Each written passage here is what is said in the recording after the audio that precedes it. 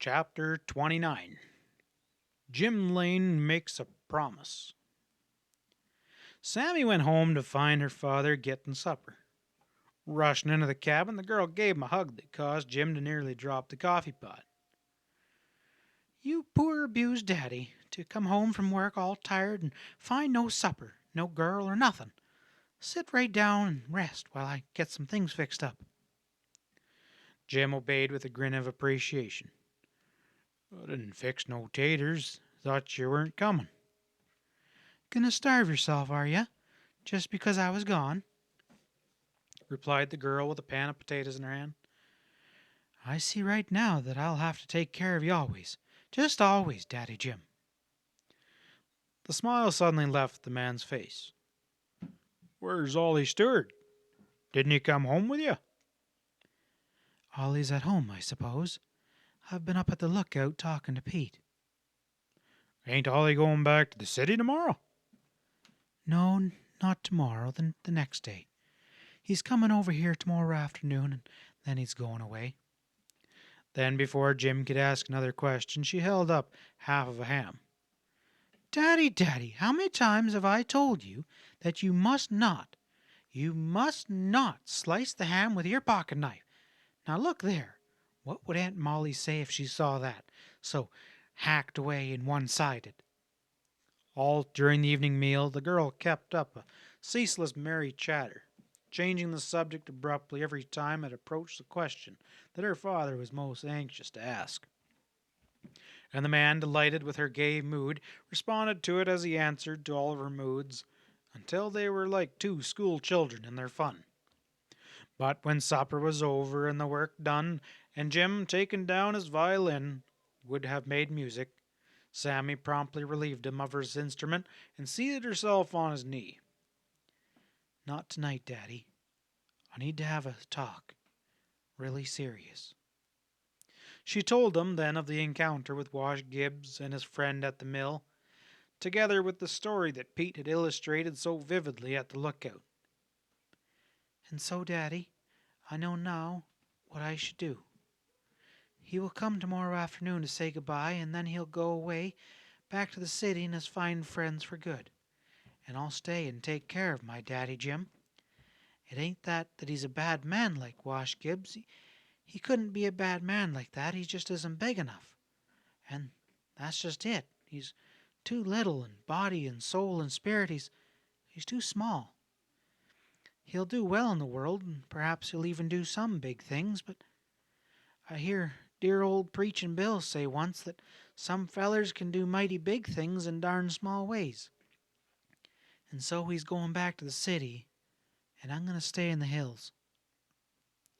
Jim took no pains in hiding his delight. "Oh, I knowed it, girl, I just knowed it. You bank on that old blood every time. There ain't a drop of yeller in it. Not a drop, Sammy.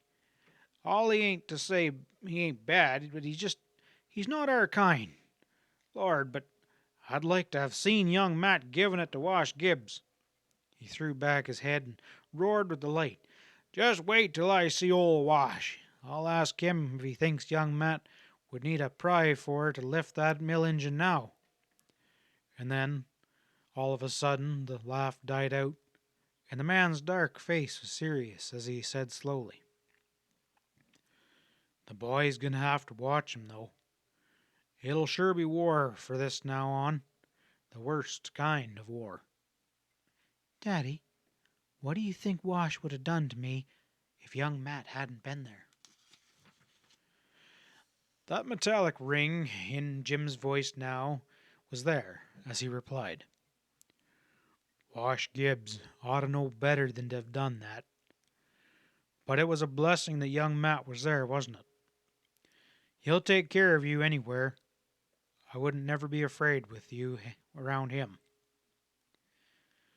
The girl hid her face on her father's shoulder as she said, "Daddy, will Wash Gibbs come here any more now? It seems to me that he wouldn't dare meet you after this." Jim answered uneasily, "I don't know. I reckon he'll be around again after a time." There was a pause for a little while, and then Sammy, with her arms still about his neck, said, Daddy, I'm going to stay in the hills with you now. I'm going to send Ollie away tomorrow, and because, as you said, he's just not our kind. Daddy, Wash Gibbs is not our kind either, is he? You don't understand, girl, and I can't tell you now. It started way back when you were just a small trick. The young girl answered very gently. Yes, I know. You've told me that often, but Daddy, what will our friends think if you keep on with Wash Gibbs now, after what happened at the mill today? Young Matt fought Gibbs because he insulted me and was going to hurt me. You say yourself that it'll be war between them now. Will you side with Wash? And if you do, won't it look like there's just a little tiny streak of yellow in us? This side of the situation had not struck Jim at first. He got up and walked the floor, while the girl, standing quietly by the fireplace, watched him, a proud, fond light in her eyes. Sammy did not know what bond between her father and that big ruffian was, but she knew it was not a light one. Now that issue was fairly defined, and she felt confident that, whatever the cost, the break would be made.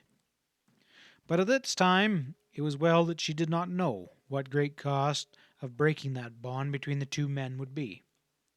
Jim stopped before his daughter and placed a hand upon each shoulder and said, "Tell me, girl, are you so powerfully anxious to have me and young Matt stay good friends like we always have been?" I'm afraid I am, Daddy. And then a rare smile came into the dark face of Jim Lane. He kissed the girl and said, "I'll do it, honey. I ain't afraid to. I ain't afraid to now." End of chapter 29.